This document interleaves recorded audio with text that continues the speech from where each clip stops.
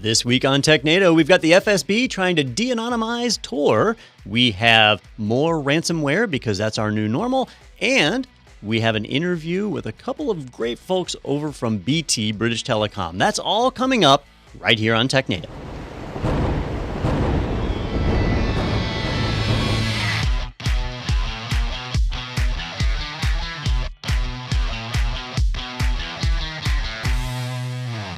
Hello and welcome to Technado. I'm your host, Peter Van Rysdam, joined, as always, by Don Pizzette and hit the mic, and Justin Dennison. I was trying to be all smooth. And Justin Dennison. Sorry. If you heard horrible clattering, that was Peter smacking the mic. Bringing journalistic excellence to an all-new level. Yep. No contest. Mr. Gorbachev, tear down the... Oh, I'm sorry. I hit the mic when I did. Let me start that over. All right. We've got a great show for you today. I don't know if I'd tell you if it was a bad show, but this one is actually good. We've got Deb Armstrong and Clem Craven who are joining us actually in the office here in our studios, all the way from the UK, though. They're with BT, also known formerly as British Telecom. So you're probably familiar with them, but we're going to talk to them about a new way that they are training their cybersecurity team. Also got a lot of news, and so why don't we just go ahead and get to it? So our first article is from The Register. Speaking of the UK, it's a whole British show today. Google's Go team decides not to give it a try, which flies in the face of the whole name of the team there. A key proposal for Go 1.14, adding a built-in try keyword, has been declined. So, Justin, I think we go to you on this one, right? Yeah, so what happened here is Go has a very atypical manner of handling errors and compared to other modern programming languages. Java, Python, they all have like an exception handling, try, catch, try, except.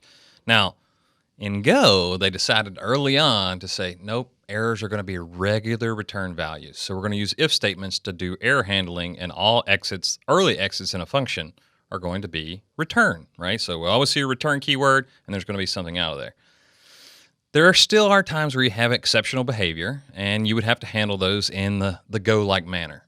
Well, their recommendation was, well, what if we add try, like Java, Python? And I tried to read a good chunk of the comments on the proposal, and effectively there was two divided camps. This is amazing.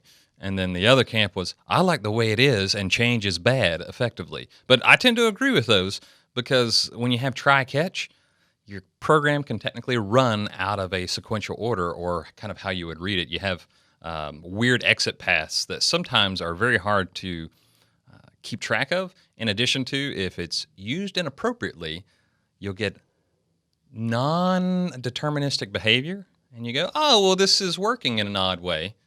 Why is that? And then it takes you hours and hours to track down. Now, I've followed a lot of this, and I don't normally follow developer news, but this one got a huge amount of press, and I think to me, it seemed like it boiled down more to timing, not so much this feature. Like, normally people wouldn't care about a new feature being added to a language like this, but there's a bit of outcry right now because Go is an open source programming language, but it's been primarily funded by Google. And when I say primarily, I mean like more than 90% of the funding that's been pumped in that language has been by Google.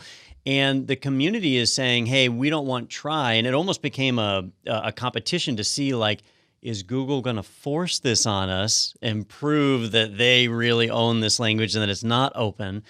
Or can we get them to stop? And it looks like there wasn't a vocal outcry that Google finally did back off, and we are not getting a try feature. See, I thought that was it was Yoda that there said, is no try. Yeah. Only do. No, Which it is was funny. do or do not, right? Yeah, That was the quote. Yeah, there is no try. There is no try. That is laden with programming terms. So I never thought of as Yoda as a programmatic philosopher. Yeah, that's all he was trying to tell. That's how you fix the X-Wing, Luke. Yeah. You do the do, not the try. I never thought of that. I always just thought it was the midichlorians. Yeah, You there know, you go. and, yeah. Oh, this is deep. All right. This podcast is taking a different turn today. Let's head over to article number 2 for this week from SecurityWeek.com. NSA forms Cybersecurity Directorate to redefine cybersecurity mission. So, yeah, I'm looking forward to finding out what the new mission is. We're continuing to do state-sponsored hacking, right? So this is confusing as heck because first off, they obviously they don't know what the mission needs to be, right? So we're redefining what our mission is. So let's create a new directorate so that we can figure out what our mission is. The cybersecurity world has changed pretty rapidly over the last decade, and things have been progressing fast. We're reaching this tipping point now where cybercrimes are just largely going unpunished, and they're becoming more and more frequent. So now the general citizenry is starting to feel a threat. Right? When Equifax got breached, it affected tons and tons of people. And ransomware now is hitting individual people, voters, all across the United States, and our government is doing next to nothing to stop it, right? They're fairly unable to stop it. So now what's going on is the NSA is trying to step up our resources to create an actual cybersecurity warfare team that's able to go out and do sponsored by us, state-sponsored attacks, and try and unify how we share information amongst the other agencies like the FBI and the CIA. Now, I think this is kind of funny because we have the Department of Homeland Security, DHS, which was created to do the exact same thing. So now we have the NSA basically recreating the mission that we already have with DHS. So that whole idea of unifying everything together is kind of fallen apart, and now we have multiple agencies unifying everything, which is the opposite of what we want. So I think this typifies like the best way to quickly respond to issues is to form additional levels of bureaucracy. Yeah. That way we can keep things all good, right? That's well documented all throughout history. Oh, okay. Yeah, I was just making sure I understood this correctly. So I'm looking forward to them fixing my computer very quickly. Well, my favorite part of this, it's going to be headed up, the Directorate, by Miss Anne Neuberger, Director of Cybersecurity. She's the current lead of the Russia Small Group, which is the group tasked with countering Russian meddling in U.S. elections. So they're like, hey, you did such an amazing job there. You stopped all that. You should run the Directorate. Oh, it just expanded. They were like, well, it's not just the Russians messing with our elections now. It's all these other countries. So let's make it a big group instead of a small group. And us. They're probably affecting the elections too. Yeah, we don't know. Yeah. It's but I think is that okay? I think it's okay when it's one of us that does it, right? It's not if it's part of the government. Let's follow that logic. If I owned a convenience store and I stole all my own candy bars, does that mean it's okay? Well, you're implying that the NSA owns America. No, I'm just saying, like if it's one of us and it's wrongdoing, it's still wrongdoing, though, right? Sure. Okay. Well, no, not in that case, because you can't steal what's already yours. It's a bad analogy. I think it's like if I make fun of my family, it's okay, but if you make fun of my family, it's a problem, right? It's a double standard, and it's okay. I don't think the government, if the government meddles in elections and the government's run by one of the candidates, then that's unfair. Or run by the candidate's monetary backers, which it always is. All right, fair enough. Well, we are really going off the rails on this one. Either way, we have yet another department to talk about over the coming months, and we'll see what they come with. I'm just curious to see what they define the new mission as. Yeah, I'm excited. So, well, speaking of government monitoring all traffic, let's head over to ZDNet now for our next article. Kazakhstan government is now intercepting all HTTPS traffic, and they first wanted to intercept all that traffic all the way back in 2016, but they backed off after several lawsuits. Apparently, those lawsuits have gone through the court system now, and they've said, all right, cool, we're doing it. So I loved your tweet about this, Don, just saying that, hey, kudos to them for telling us. Because how many other governments are already doing this and pretending they're not? Yeah. So what they did is they created a root certificate basically for the nation of Kazakhstan, and they've required every computer reseller, an ISP, and so on to push this root certificate to the devices, every cell phone, every laptop, so that when you browse the internet, that you're basically being passed through their proxy. The government is acting as a proxy. So they basically have like the Great Firewall of China, they have something similar in Kazakhstan. But because you trust the nation's root certificate, they can provide false certificates to you. And they actually show that in a screenshot here. If we pull my laptop up for a second, you'll see like star.facebook.com. On the left side is Facebook's actual certificate. And you'll notice that it's signed by DigiCert and the country of origin is US. But if you're in Kazakhstan, you'll see that there's no CN attached to it, right? So there's no canonical server, and the country of origin is KZ, Kazakhstan, you're getting the country's certificate there, which you trust. It's okay because you trust your government, but then they're able to basically see into all that traffic. And if they see traffic that's not being secured with these keys, then they are going to treat that as malicious traffic. And eventually, one day, they'll just flag that as being illegal activity and track down the device. So that's a big deal. It means that one of the key services providing privacy on the internet is no longer valid in Kazakhstan.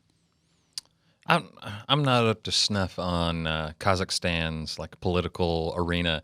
Is this dictatorial in any way? Is this a first step in just spying on their citizens, or is it just how it's being presented here? So, they're a former Soviet nation, and they are their own country, though. So there's different ways this is presented, right? India has something very similar. There was a big battle they had with BlackBerry over that. And it enables them to spy if they want. They could look in on anything their citizens are doing.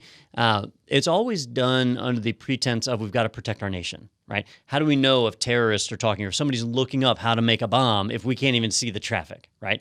So that's the good intention side of things. But we've seen time and time again, and not just Kazakhstan, we've seen it right here in the United States, that once the government has that power, it gets misused immediately. And maybe it's misused by the government or an employee. A security agent decides they want to see what their girlfriend is doing or what their ex-girlfriend is doing, and they go and they start looking that up. It happens. So it's not just that this has the potential to be abused, it's that it will be abused. Now, in a lot of countries, you don't necessarily have guaranteed freedoms for certain things, and so maybe that's just a part of life in that country. In a country like ours, it's a little more damning because we expect to have freedom of speech and so on. So when that gets trampled upon, we get a little frustrated. I used to not really worry about foreign nations getting stuff like this until I started seeing it come over here too. And so, we're not far behind from a lot of this. There's actually more than one senator here in the United States pushing for this exact same functionality right here in the United States. Eek. On your little did you know fact of the day, Kazakhstan is a republic. It is a presidential republic. The president nominates the head of government. The executive branch power is exercised by the government. Legislative power is vested in two separate chambers of parliament as well. So it's similar to us. It pretends to be a democracy. There you go. Hey, I want to say kudos to both of you for no Borat jokes or impersonations. I got it out of my system before we started. Show. Yeah, I just assumed that they were coming. Because all the ones that I had, I was like, that's inappropriate. Yeah. I don't know. That might get us in not trouble. A good joke. Yeah. I believe we reported on bathwater last week. So a couple weeks ago. Yeah. Well, I mean, that was a good we week. were just stating facts in that. We don't make the news, okay? We just report it. Yeah. That is true. Sort of. All right. Let's head over to Tom's Hardware now. BlackBerry's Cylance AI antivirus defeated by embarrassing universal bypass. And man, this is a moment that I wish we were playing Buzzword Bingo, but we forgot to start it because we actually did our interview ahead of time. But if you want to play Buzzword Bingo, head over to go.itpro.tv/buzzword-bingo because that headline right there would at least get you a couple squares. Yeah. Yep. So this one's pretty embarrassing for Cylance. Cylance, if you've been to any IT conference in the last 5 years, you've probably seen their booth. They always have a megaphone. They're doing these big displays about their endpoint protection. And by endpoint, they're usually talking about desktops, like Windows machines, where they can lock it down and only allow approved binaries to run. And it's actually a very, very secure system. If you haven't heard of them, their licensing starts at like 500 seats. So you pretty much need to be an enterprise or at least a large organization to run these. So if you're a home user or a small business user, you may not have heard of Cylance. But they actually filled a contract with BlackBerry, which there are still BlackBerry phones out there, to provide some artificial intelligence-driven antivirus that would run right on the phone. Well, researchers were able to study that antivirus and learn its bias, learn how the artificial intelligence was looking at files. And once they figured out how it was doing that, how it was making its decisions, they found a way to simply modify well-known viruses, ones that are easily detected by pretty much any software, and make them pass right through the Cylance AI antivirus. So it was a universal bypass, which meant it applied to every version of that antivirus, and it also applied regardless of what the AI had learned previously or not on a phone, because it targeted the bias of the device. And that's something that's really important is artificial intelligence is not like real intelligence where, children and humans, they learn and they learn from their mistakes. Computers, they can't do that because they don't know what a mistake is. So when they do something, they act under the assumption that it's right. So we still have to tell them when it's wrong. And in this case, like if it's running on a mobile device, they don't know that. And once you understand how they're making their decisions, it's very easy to manipulate it and make them think that something is right when it isn't. When you say biases, as someone that doesn't know much about how AI works, I mean, are you saying that like the AI is like racist or? I mean, effectively, you could think of it that way because the people who build the models tend to have, like, we're looking at these factors. That's how they program the AIs and say you have a right versus a wrong, the mistakes that Don was talking about. But those are created by someone saying, this means you're right, this means you're wrong. But by keeping it very simple, we've inherently made it to where that starts to get trained into a particular biased decision. As a human, you can evolve your understanding of right and wrong in different situations when it's hard coded into the AI. But it is very similar to bigotry, right? Exactly. Yeah. They've got a set of stereotypes or things. We see this in other areas, like insurance companies now, where they run your credit score to determine, like, people who have bad credit tend to be in more car accidents than people who have good credit, or people who have bad credit tend to file more insurance claims. And so that's something they've studied over the years and come up with. And AI is doing the same thing. Computers have access to all of this data, and they're able to make generalizations and apply them. And if you can figure out how it's doing that, you can predict how it will decide, and you can make sure you feed it the right data to make it decide the way you want it to. This article actually has a pretty good analogy. They say if we were training an AI to differentiate between birds and humans, then eventually the AI is probably going to go, hey, a bird has a beak and a human does not. And the way they bypass this is they put a bird mask on a human. And it went, that's a bird. Let it through.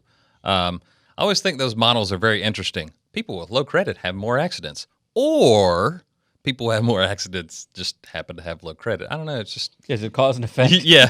I figured it was if you had good credit, right, then you probably had a little bit of disposable income. And if you were in an accident, you might pay to repair it on your own because you don't want your insurance rate to go up, right? Versus if you have bad credit, you probably don't have disposable income. And if you get in an accident, you want the insurance company to do what you pay them for, which is pay for the accident. Or was your credit destroyed after the accident? Because of the horrible Medical doctor bills. Yeah. And so then all of a sudden, what was your credit at the time of the accident is a better question. It's kind of like I read about a model that was made to determine, it was for an insurance company, I think, what are the factors that determine like accidents, right? Car color.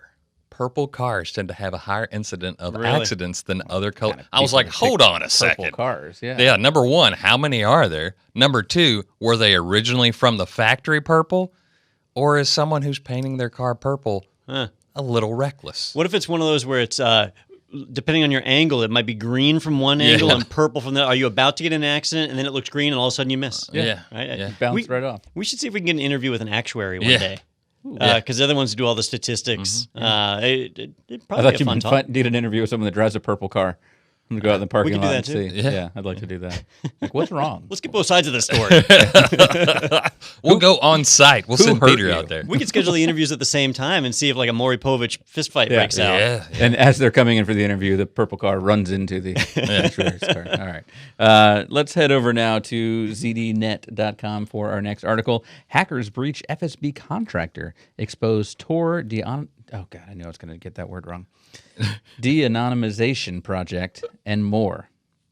Dun, dun, dun. Cytech, the hack company, was working on research projects for the FSB, Russia's intelligence service. So didn't we talk about a Tor de-anonymization, something that came up in the U.S. government a couple weeks ago? Yeah. There's a number of techniques for removing the anonymity of Tor, and they're especially effective if you enter and then exit Tor. So if you're using Tor to hide your path on the way to a regular website, they can de-anonymize those pretty regular.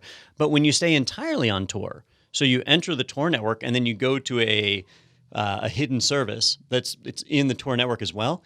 Very difficult to trace that back and find out what's going on. Well, we know that there's a number of countries that have been working to solve that problem, and some of them have been pretty effective. There was a security researcher at Black Hat a few years ago, Josh Pitts from Okta, where he was talking about how they've actually seen where somebody is manipulating files in transit on Tor. And so that means somebody has found a way to get in there and intercept traffic. Well, this is similar to how some of the NSA tools leaked out the other year for us here in the U.S. This time, it's on the FSB side in Russia, where they have a couple of projects running that have been working to identify people in the Tor networks. Now, in Russia, they have rules about if you do encrypted traffic, like on a VPN, that you've got to provide keys to the government so that they're able to analyze that traffic. Well, with Tor, you could, in theory, do it without turning keys over to the government, which is illegal. And so they're trying to identify people to be able to effectively arrest them. So, if you live in Russia and you think you're, running Tor and you're hidden, be aware that they are working to find you. No, wasn't Snowden a contractor? Or did he work for the NSA? No, he was a subcontractor. Yeah, so it's kind of similar. It's like he worked the for weaker links. Who did he work for? Oh, the one that's in all of these exploits these days. Facebook. No, it's oh my! I was just talking about him the other day. Not Raytheon. No, it wasn't Raytheon. Oh my God! Don't libel them. Well, this is our challenge. The listeners out there Yeah, are they're yelling just out. screaming Yelling at their, Oh, don't you know? at their old-fashioned radios. Yeah, so it happens. Booz Allen. Booz Allen. That is indeed correct. Yeah, we did talk about that. Yeah. And some of these, like determining who you are on the Tor network, didn't we report on they're looking at screen sizes and crazy stuff like that? All sorts of things, to try to figure out who you are. So I just assume they know who I am. Well, the thing now is if they control the entry point and the exit point, it's trivial for them to figure out who you are. But if they control enough exit nodes, they can see that too. And so they say that a lot of the exit nodes are actually controlled by governments right now. So I never leave. Yeah. Get in there and never leave. You can do that. Yeah. Never find me. All right, we're heading over now to CBSNews.com.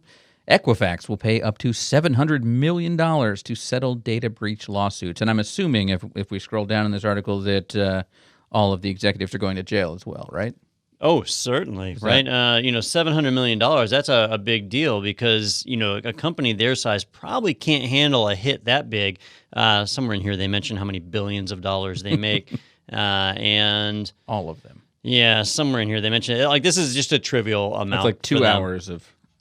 It's lunch money. That's all I can think of true. is they're like, now you're going to give us today's lunch money. Yeah, can you grab that out of petty cash, Karen? It's in the drawer over there. We have bonds in $1 million increments. Yeah. I need 700 of them. Yeah. So it's a trivial amount, and we've actually seen more than one of these types of settlements happen this week, right? In this case, Equifax was really, really big, and personally identifiable information and super sensitive information about hundreds of millions of people was released in this breach, directly attributed to negligence by Equifax staff, and a $700 million hit to them is really not a big deal, and it's just kind of the sign of our times. Peter, you brought up that something similar happened to Facebook this week, right? It did, actually, and we've got that one over from CNN. Facebook is paying an unprecedented $5 billion penalty over privacy breaches, I think related to the Cambridge Analytica breaches and all that. But in that case, the article says somewhere in here that is 1 month's worth of revenue for Facebook. So probably pretty similar to Equifax in terms of the scale there. So, it's a little sting, but I think they're going to be okay. Yeah, I was trying to find Equifax. All I could find very quickly was 2017's revenue for Equifax, $3.36 billion, which $700 million is a large portion, but that's just 1 year revenue. That's not necessarily the total valuations or any assets that they have or are actually on stock cash or whatever. And the terms of the settlement are that a lot of it is actually providing support to their customers. And so it'll be spread out over time, and a lot of it they probably won't even provide. So they'll end up paying probably less than half. We are a cynical group here. But the fine is nearly 30 times higher than the FTC's largest ever penalty to date, which was $168 million to Dish Network back in 2017. Because the Equifax one is a settlement for lawsuits. It's not an FTC fine per se. So it's. It's nice to see actual consequences because we don't have the standard scale you can just look at like GDPR where you can say, oh, that equals this much and here's what you owe and write your check. So I've always thought about that whenever I see monetary values, like at what point does it become, like does the punishment actually curb like these behaviors? Like for me, I don't want to pay any amount of money just because I don't have billions of dollars on hand. So I try not to speed. Facebook is still up. Yeah, it is. I'm going to say not yet. So, like, for Facebook, let's go with Facebook. Like, what fine would actually be, like, they would feel it? Yeah. In this one, I believe that their stock went up after the fine was assigned because people didn't know how much they were going to get hit like, for. oh, that's all? And then when they heard it was $5 billion, they're like, okay, it's safe to invest again. Yeah. So it's got to be a significant amount. And I don't know that fines are necessarily the correct That's what I was going to say. thing. It's got to be more than that. Like, I mean, you look at, in sports, they fine the players all the, oh, you threw your bat. You get a $20,000 fine. Well, great. I made, $30 million this year. But when you suspend players for, drug violations and things like that, when you get a 50-game suspension for performance-enhancing drugs. That's where it hits these guys and where they stop doing it. So imagine if you made them, you've got to turn off your website for 2 months. Oh, like what would that do? Because that's long enough for someone to establish a new habit, right? Find another provider. Or I was thinking more, you're hitting the company's wallet. What about the individuals? Hey, Mark Zuckerberg's going to be fine even if you find him $5 billion. But there other companies, other executives, hey, you don't get paid for 3 months. That's harder to do because you'd have to figure out like who's actually responsible to penalize. Yeah, because then you would be piercing the corporate veil, and there's like weird laws around that, right? Yeah. Well, we're going to work on this system. Yeah, figure it out. Turning off the website. That seems a neat I idea. like That's fun. For an online business. Yeah, but it would just be moms across the country would be the ones that suffer. Not are really the largest users of Facebook moms because across the country? They're trying to keep up with what their kids are doing, not knowing that their kids are no longer there. Yeah, they're on Instagram. Well, she hasn't posted anything in weeks. Yeah, there's an article I didn't grab that was talking about how Facebook has a huge fake account problem, and that if you read all of their annual reports for the last few years, that they've been kind of representing the numbers different ways each year, and that they've got a huge number of fake accounts. We've got 9 billion users. Like, there's only 7 billion. So shutting it off is maybe.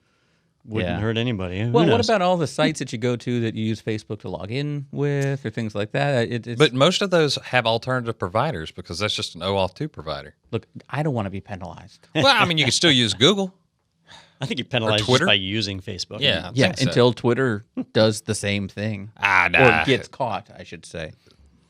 All right. Let's head over to our next article here from Krebs on security. QuickBooks cloud hosting firm iNSYNQ hit with ransomware attack. So that's not the name of the attack, which is what I was expecting. That is the name of an actual company. Right. There's a company called iNSYNQ. With a Q. Yes. Yep. And I've actually talked to them a few times at various conferences. They provide cloud-based services for QuickBooks where they will host a QuickBooks server for you. If you need to, they'll manage your backups so they can back up all your QuickBooks data. And if you're not familiar with QuickBooks, it's accounting software that is used by small and medium companies all across the world. It's a very powerful accounting suite that can do, well, I mean, there's Quicken, which is designed for individuals, and QuickBooks is kind of the business equivalent. Because they handle financial data like this, that's pretty sensitive. Yeah. So they need to make sure that it's secured and protected and so on.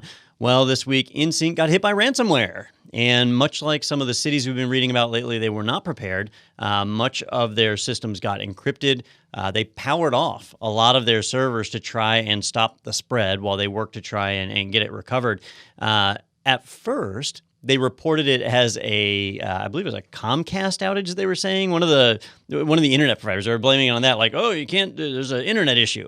But then it turned out they were hit by ransomware. It was their systems, and they have been down for multiple days. And as of this podcast, they're actually still down. So the days are ticking by. Now, If they were backing up your QuickBooks environment, you're probably all right because you've got your local QuickBooks files and there you go. But what you don't know is when ransomware hits a machine and it encrypts those files, you don't know what the ransomware is doing afterwards. It could be transmitting those files back to servers in other areas and you wouldn't know. So if your data had been backed up to iNSYNQ, in theory, that could then be getting transmitted out elsewhere and you'd have no control over it. So that's a pretty big deal and it affects small and medium businesses that have partnered with them. We've got to be really careful with any service that we use to share our data with, especially when it comes to financial data. I'll tell you, Don. So this is bad, but I had a real hard time keeping it together because every time you said iNSYNQ and ransomware, it was like a Robot Chicken episode was going on in my head, and Justin Timberlake was getting scrambled, and he was in iNSYNQ. Yeah, he was, and Okay. it says here that thousands of iNSYNQ's customers are saying bye to their service now, but they, iNSYNQ is saying that, hey, I want you back. So Everybody's switching to competing service 98 degrees. Yeah. And, I thought you were just laughing because you saw I went over to the list of iNSYNQ songs search. So that's what spurred it a lot because I was like, that'll be all right. And I saw that and I was like, that'd be weird. That's a weird Robot Chicken episode, just like some kind of random claymation stuff. And Don, you're kind of looking at me like you don't know what Robot Chicken is. I watched like the very first episode when it came out and thought I was stupid and never watched it again. So that's all I got to go And now on. Don's thoughts of me have been diminished even more. Didn't think it could happen, but it has. It was like grown men playing with Thundercats figures. I saw Seth Green once on Microsoft's campus. He was having a meeting at like the dining hall. Did he have his toys with him? Not that I saw, No. but it's like, oh, that's fun. Yeah. You must have saw a horrible version because there's some pretty funny stuff there. But whatever, carry on. The pilot is never a good show. You can't go off of This that. would have been the pilot. It was like the very first Yeah, thing you they can't put go on off TV. that. All right, let's head over to ehackingnews.com. VLC player has critical security flaw. And that's disappointing because VLC is what I turn to because it can play any file, anytime, regardless of how corrupt it is. It always works. Yeah, most operating systems don't come prepackaged with video codecs. And as you work with video files, even fully legitimate video files, a lot of times the codecs are specialized and they're hard to play. VLC plays them all. So I think most people use VLC Player from Videoland as their kind of de facto player. News broke this week that there was a massive vulnerability in VLC. That sounds serious. Many websites ran headlines like, uninstall VLC Player now, this urgent, critical thing, which I love the sensational headlines like these because they're so ridiculous. And this one absolutely came out that way. The big problem here was that MITRE got kind of tricked on this one too. They pushed it out with a CVSS score of 9.8 for severity, which is really, really bad. Except it's out of 40. So unfortunately, it's out of 10. Oh, it's out of 10. Okay, that's not good. I was like, no, Peter, it's out of 10. And Okay, a 9.8 that's is really bad. So I looked at it and thought it was ridiculous. And a couple of days went by and they reevaluated it and reduced that score down. Does this article say the reduced score? It doesn't, does it? So it had a 9.8 in NIST's vulnerability database. And yeah, this article hasn't been updated.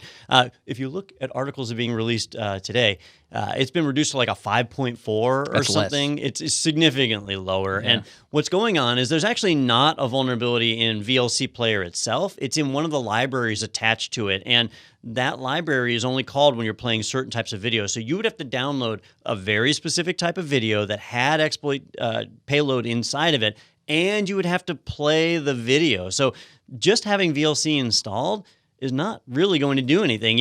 As an end user, you would have to interact with this attack, and that lowers the vulnerability's severity significantly. So this is not a sky is falling emergency type thing. This is just just kind of a normal thing. So it's been lowered. The VLC team has already pushed out an update, and they're working on some new changes from there. I'm seeing on the NIST website here, there's two of them, a version 3 and a version 2, and it's saying 6.5, which is medium, and a 4.3, which is listed as medium as well. So this is saying the updated scores. I think I'm on the the right thing. Yeah, buffer overflow and VLC media player 3.07. Yeah. Yep. And it's libebml is the library that was affected. And if you're playing certain MKV files, so again, we're getting a little more and more specific with this, that works with that library, then you can have a buffer overflow. And the buffer overflow can be taken advantage of. There are not attacks found in the wild on this yet. And that's another thing that kind of lowers that severity too. So if you see the sky is falling type news out there, don't freak out. And an update is available to correct it. All right. Well, as I said before, we have an interview, and actually, like I said, because we're not playing Buzzword Bingo right now, we filmed it yesterday, and we really put our production team to the test and brought out every camera I think we have in the building to make this possible. But it should be a lot of fun. Like I said, we have Deb Armstrong and Clem Craven, who are with BT, and they came over to the States here and to our studios to film some content, actually for CompTIA. But stay tuned. We've got more coming up right after this.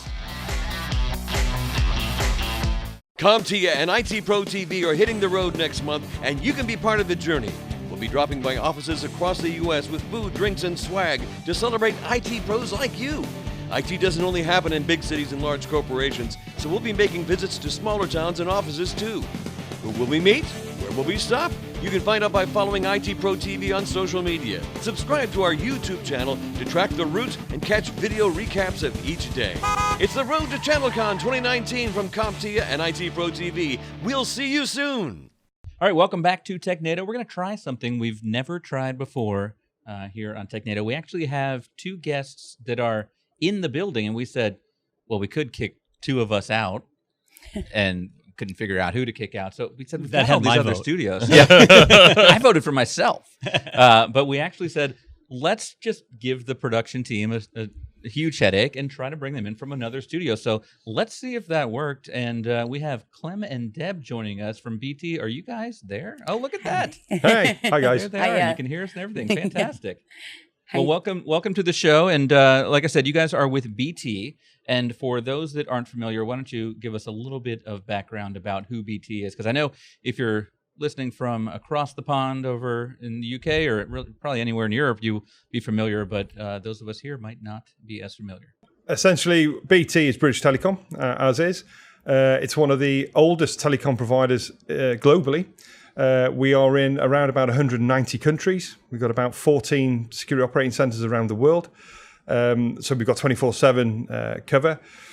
Follow the sun. We are one of the largest providers of security services in the UK. We've currently got around about 2,600 security professionals, and we're going to be rolling up to about 6,000 soon over our growth. And we are the major provider of telecom services and network infrastructure in the UK and the nation's carrier. Now, I know you guys started really just as a part of the UK government, and then you've evolved. You're a private company now? Yeah, that's right. So we were part of what used to be called the GPO, so the General Post Office, and as I say, quite extensive, but we privatised in the 80s, and we are now BT PLC, yes. 1980s or 1880s? Yeah, well, it could have been. We've been there. We were around that time as well. So, yeah, in the 1980s. I was going to say things are a lot older over there, but it's good to see that the British Empire still does, cover the whole globe. Just now as a private entity. So the sun doesn't set. Yeah, exactly. The sun doesn't set on BT's global domination. All right, so you guys are here in the office this week because you kind of have a unique training approach, how you train your cybersecurity staff and get everyone up to speed there. So, Deb, why don't you tell us a little bit about what it is that's unique about that? Actually, I'm going to pass you over to Clem on this perfect. one. Okay. So I'm the senior C cert, so the Computer Security Incident Response Team trainer team lead. And what we've done quite differently is we've looked at certifications in quite a different way. So I see certifications as a license to trade. So why would I jump in a car with someone if they're not licensed to drive? So why would you trust me? So what we do is we have built our own extensive range of cybersecurity awareness courses to bring people up to a level, and then we baseline our people. So we will use CompTIA as our provider. So I teach that with my team internally, so the Network Plus, Security Plus, and we will baseline our guys. And the theory for that is we're a network company, so if we're going to defend one, we might as well know how one works. So the guys will do the M+, the S+, and then we'll branch and we'll do the CYSA plus or Pentest plus, and then we'll start looking at ISC squared or other specific, what I call scalpel courses for specific specializations. But we will plot you out with my guys from year 1 through to year 10 of where we think you should be going, and we will either teach that internally, go externally, and we'll mentor people as we mentor people as we go through. But what we don't do is we don't send people away on a boot camp, because if you send them away on a boot camp, they cram for the exam. As soon as they've done the exam, all that information's gone. So we will, for example, if we do an M+ course, we will do that over 14 weeks. And that allows the people to stay within the business, still be operational. We will mentor them. We'll have video sessions with these people that will come onto the courses, take them all the way through. And over the 14 weeks that we bring them through, within 3 weeks of doing the course, take their exam, get certificated, but they've retained all the information. And what we also do as well is then we will move on to the next phases, and we won't progress you until you've passed the phase before. So that also allows us to be in a position where the individual feels they're being invested in. We get the investment internally to BT. We're able to retain people, and it means we can grow on that. And obviously, it gives us more credibility when we go into market, because we've got people who can actually say and do what they're supposed to be able to do, and we can prove it. Now, I know one question we get a lot over on our day job side of things at IT Pro TV is people that are interested in getting into cybersecurity and they want to know where to start. And you guys are pushing forward with the cybersecurity program. So what is the advice that you give to people when they're, they know zero about cybersecurity? Okay, so what I do is, so we do a lot with the military as well. So I'm ex-military myself. So when we get people going, I want to come into cyber. And so I'll say, great, what do you want to do in cyber? Well, I don't know. I just want to be cyber. So we roll it back a bit. And the way I look at it, and CompTIA is ideal for this, in that if people say, what should I do to get into cyber? I say, keep it nice and simple. N for Network Plus, S for Security Plus. So nice and simple and baseline. And it covers 2 faults here. First one is, it shows desire that the person wants to get into that field, because a lot of people say, I want to join into cyber, and then once they get in, they start dipping their toe into it. It can be a little bit where it's a bit too much for them to want to walk away. But if they're able to commit to the N and the S and do that path to go through, then that sets the baseline for them. But I would say that for the first part, you've got to have the desire to do it, not just because it sounds at the moment sexy, but keep it nice and simple, M+ and S+. So is this something where you actually prefer someone to not have any of those when they're coming in, so you can kind of get everybody on that baseline, or does it really matter to you? No, I mean, if they've got it, that's great. That's not a problem. That's brilliant. But if they haven't, then we will bring them in and teach them that. So the main thing you've got to look at from a business is you've got to nurture people. You've got to nurture them and grow them. So if you nurture them, grow them, yes, they'll get the certification, they'll get the qualifications, but you've also got to learn the business. And our business is quite big, vast, and it's global. So it takes a bit of time to do that as well, to learn that. So as long as the aptitude is there and the attitude is there that you want to learn, you want to be curious, and you want to drive, and you want to do it, then hey, we'll back you all the way, and we'll nurture you and we'll train you if required. No problem. It's funny, for years, it was frustrating that people would say they wanted to get into IT, but they couldn't get any more specific. Like, do you want to be a developer, a sysadmin, a net admin? There were all these different divisions, management, right? Well, finally, I think as a society, we got everybody understanding that there's different parts of IT, but we've kind of recreated it inside of cybersecurity. People watch Mr. Robot, and they're like, "Oh yeah, I want that to be my career." yeah. And totally. then, do you want to be a pen tester? Do you want to be a CISO? Do you want to do the management side, the auditing side? There's a lot of different careers inside of cybersecurity. Do you prepare people for all of them, or are you kind of focused in one area? So, From our perspective, I will get some people to say, I want to come into cyber and I want to be a pen tester because it looks great and it's sexy. But I'll always roll that back to say, well, and I use the military as an analogy, if I wanted to join the special forces, I'd go into the army, I would then do my time as an infantry soldier, whatever it is, and then I'd go and try and go apply for the SAS. If you're looking at your forensic specialists or your pen testers, that's like the special forces in IT. Earn your spurs first, learn your craft first, and then come through there and manage expectation. Manage the reality of what it is that you can do a lot of damage if you come in as a pen tester from zero, learn your skills, learn your drills, and then come into that. So when we look at the different facets, and you're absolutely right, in cyber, there are so many different silos, if you want, so specialists in different areas. Get them baseline first, and then what we will do then as well is whatever that role is that you're doing or whatever task you want to do, then we will nurture you and specialize you in that area. So baseline, get it all sorted, and then we will look at every single facet. So it could be threat intelligence, it could be pen testers, it could be SIEM developers, it could be DevOps, it could be application support groups. They're all specialist skills in their own right, but they all need the core knowledge before they go forward. And so that's what you did when you got into the SAS? Yeah, do I look like I was in the SAS? No, I was in the Royal Air Force. God bless it. A lot less walking when you're in the Air Force. Yeah. Yeah, we check in, not dig in. Now, I know you help a lot of people to build up the skills and then get out there in the workforce. But then there's also people who are like already in the workforce that are trying to evolve and move beyond that. We see that with like CISSP here, that people want to make that transition over into management, and that's an important one. At least I know that's how it is here in the US. Is it the same over there? For the UK, is CISSP kind of the higher end cert that people track for? So absolutely. So I'm CISSP myself, and my team teach CISSP to the remainder of the business. And we'll get some people that come through, and we'll build them up, as we say. And then you get to that point where you say, well, actually, I now want to go to the management side. So to be able to move to the management side, they need to understand what the teams do. They need to understand what the individuals can do. And we will then teach them to do CISSP or CISM from ISACA.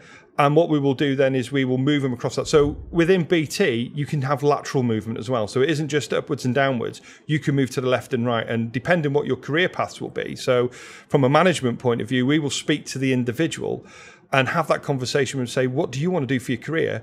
And it's for our remit to ensure that we support them to do whatever it is they want to do. We'll be realistic with what it is so they know exactly which way they're going, but we will guide them, mentor them, and train them up in those areas. So if management's where they want to go, absolutely fine. But what I will do, so I'm running CISSP courses in the UK. I won't let anybody go forward for that first until they've passed an S+. Because you will get some people that will go forward to do a CISSP because it's great, they Google it, they see it and all that sort of stuff, not quite understanding how in-depth it is and what's required to do that. So I'm from the mindset that let's build you up to those areas, build you all the way through to it. And if that takes us 2 to 3 to 4 years to get you there, fine. You will get there. But it means that if you train hard, you can play hard and makes things a lot easier for you. Okay, so Clem, you're on the training side. You're actually helping facilitate the training. Deb, what is your role exactly here? Or have you gone through this training? Is that... So yes and no, actually. So my role is I actually head up a team of security incident managers, and we're actually responsible for driving service back to some sort of business as usual, like practice, basically BAU. So we might find like a cybersecurity incident or an event, and basically what we've got to do is remediate it. The problem I've got is that my incident managers, and including myself, we came from an ITIL world. So we either worked in IT or networks. And essentially, when you've got an event that turns into an incident, you might have, say, for example, like a service outage in network or IT. What would happen is you'd restore that service, whether it be like with a Band-Aid or you'd sign off some sort of risk and go, hey, look, we've got it back, it's great. And then you'd hand that over to a problem manager who'd go away and go, well, what could we have done differently here? And what do we need to change when this happens next time? It's all really good when you've got like an ITIL model. But in cybersecurity, and what we're also seeing now in a physical security as well, is those practices aren't really relevant. What we're finding is we might not want to restore service. So the training that was applicable for the rest of our security operations, some of it fits what we do, but not necessarily all of it. So, for example, we're a square hole, and we were trying to be forced into sort of like a round hole, and it wasn't working. So I sat down with Clem and actually said, look, M+ and S+ is great for my guys, but we're not actually teaching really what we want for them. We need to actually do more here, and what else is it that we can do? So we sat down and actually discussed creating our own course so that we could actually teach the next generation of incident managers. And so that's actually what you're doing here this week then, Yeah, right? totally. Okay, so tell us a little bit about... what are some of the fundamentals? What are you kind of building off? Is it kind of an ITIL? Yeah, it sort of is. I mean, ITIL talks about having service outages and a business impact and restoring that service fundamentally. ultimately, we'll take like cybersecurity. I might not necessarily want to restore service. I can imagine there's like ITIL people out there at the moment, like pulling their hair out going, what? No, you've got to restore service. And I'm like, this sounds really heartless. I don't care about service. For me, service is, I'd like to get service back to restore it for our brand or our organization. But if there is, say, for example, like a network out there that I'm managing and there is some potential cybersecurity incident, maybe I don't want to restore service. Maybe I want to watch what's going on, gather evidence, collect forensics so that my subject matter experts who are investigating or, looking into the root cause of how this happened in the first place, based on Clem's training that he's providing for us, can actually do what they need to do in order to collate that evidence. Now, an ITIL model, for example, what you might end up doing is replicating that in a lab. You might have just bounced your box, like switch it off, switch it back on again to restore service. You might have been able to collect some sort of logs prior to you doing that. But if you can't, you've got to replicate that issue in a lab environment. We don't want to do that at all. What we want to do is be able to watch it in real time and see how it evolves and what we can do. And we'll either do that by isolating it or sandboxing it and so forth and learning from it and understanding how it evolves. Now, the nice thing about ITIL is it's pretty general. And so anybody who's dealing with IT service management can apply those principles or, just pull out the pieces that apply to them and make it work. And it does a great job for that. But what you were talking about was having to kind of customize it really to meet what your needs were for your organization as far as incident response. And I'm trying to think in my head, like, is there a general form of incident response that companies could apply like that? And I don't think there is. No. Do you find that every company pretty much needs to customize it? Well, yeah, exactly. I mean, and you've got that completely spot on. I mean, you're trying to fit, as I said, that plug into a hole that doesn't fit. So, and what we're finding now is more incident responders they've got technical knowledge and they're not there designed to go out and talk to your stakeholders and your senior leaders and so forth and drive the incident management fundamentals of your incident.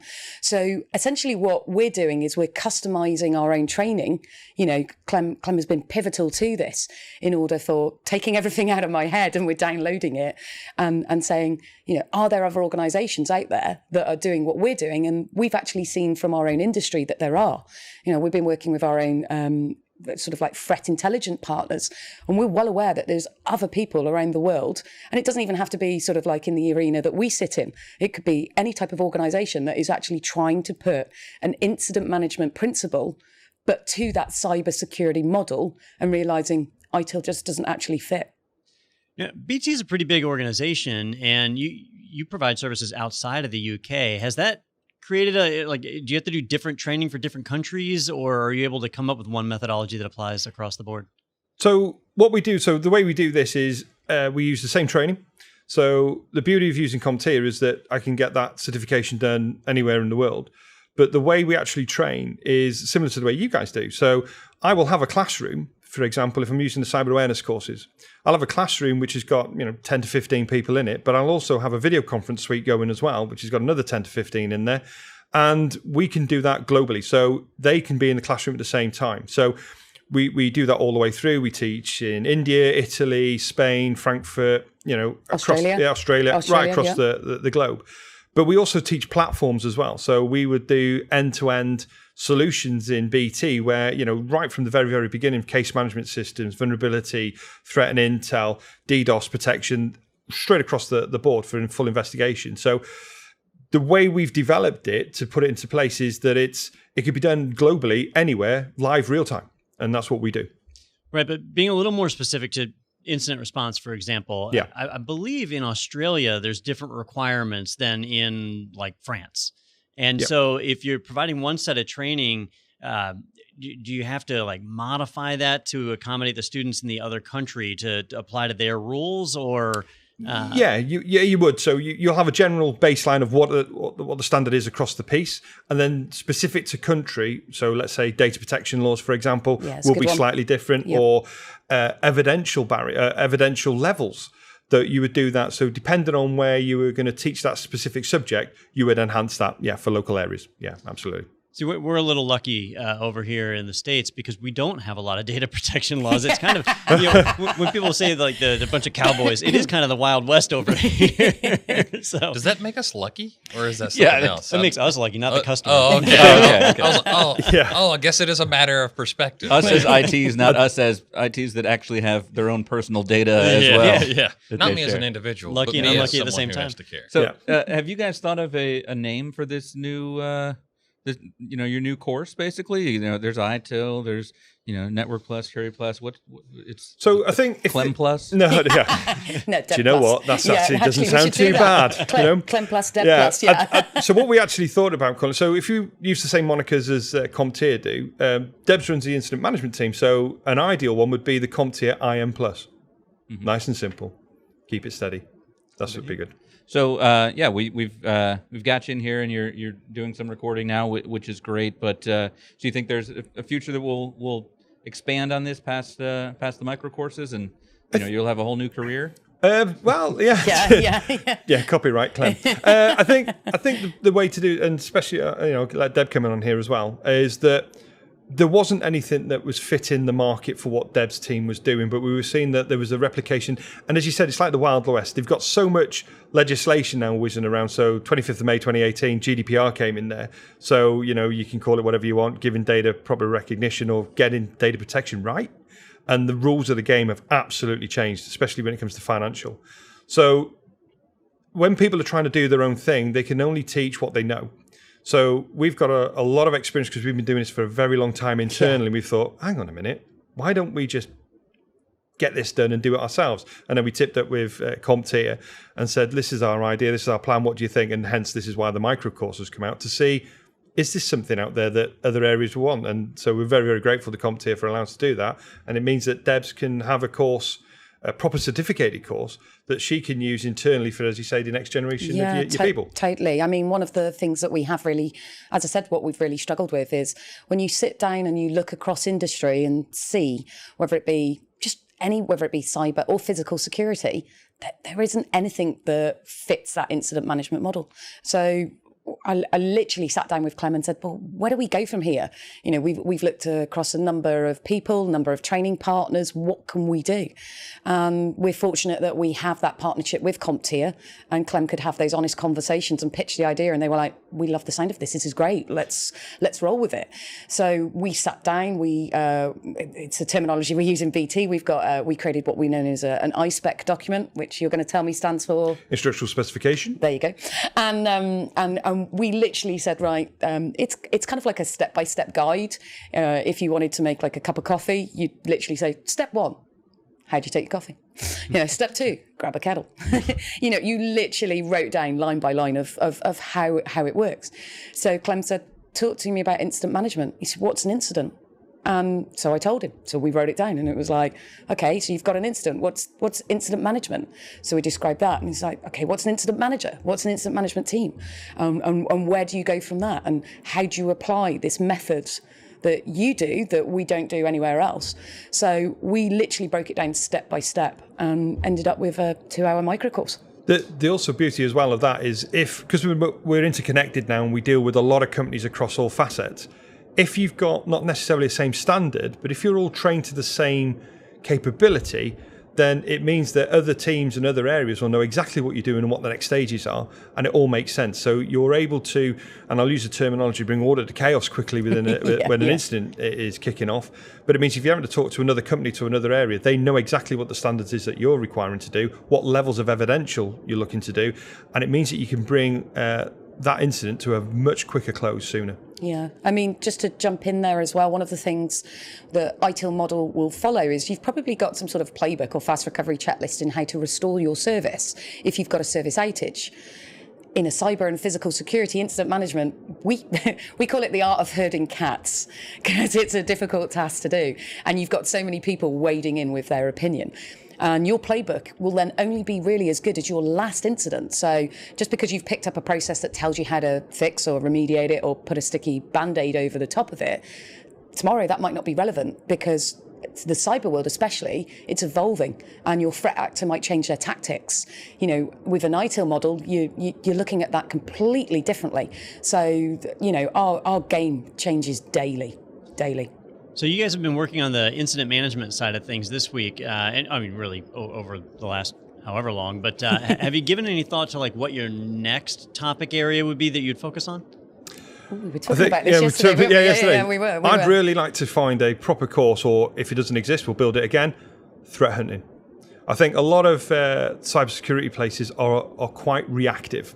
They wait for the attack to happen and then they try to fix it. So the leaky roof's happening.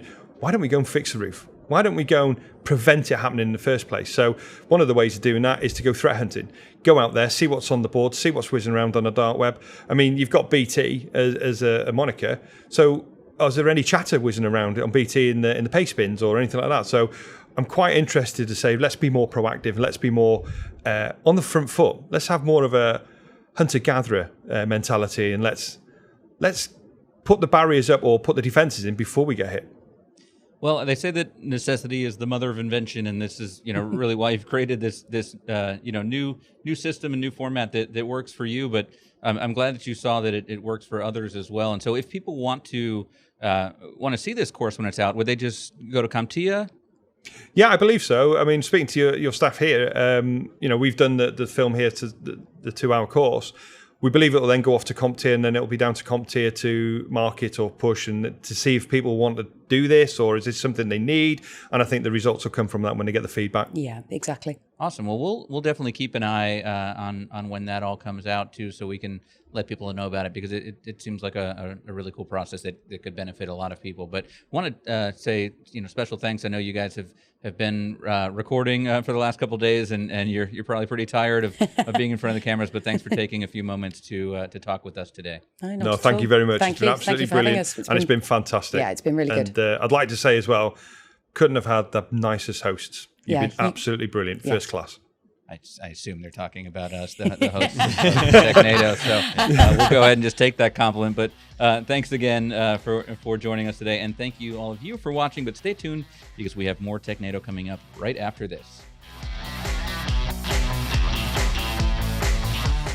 Hey, IT pros, let IT Pro TV add food, drinks, and fun to your next meetup. Sysadmins, security groups, network admins, and more, tell us about your meetup and we may send you a meetup kit to make your meeting extra special.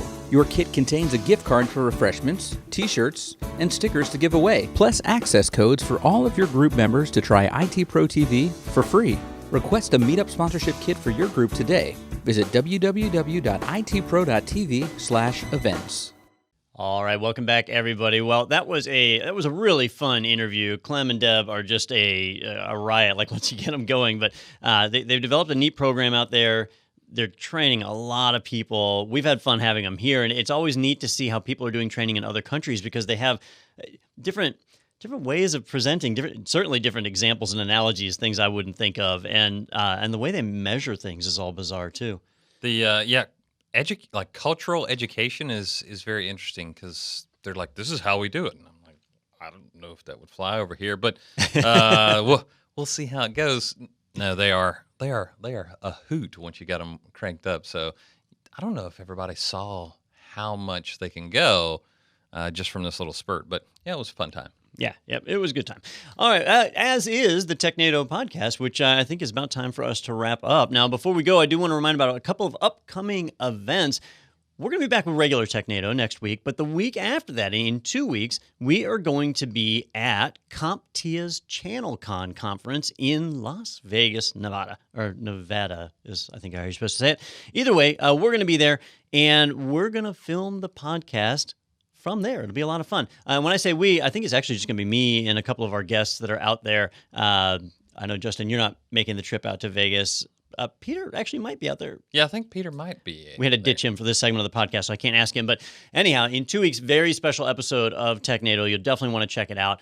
Next week, it'll just be right here, all like normal, But we do have some really cool events coming up over at IT Pro TV as well. You can always see our webinars that are totally free of charge available at itpro.tv/webinars. The next one that is coming up is August 15th. It is the last minute disaster prep. It'll be myself and Mr. Mike Roderick talking about things you can do at the very last minute when a disaster is imminent to help secure your IT infrastructure and protect your resources. So that's coming down the line.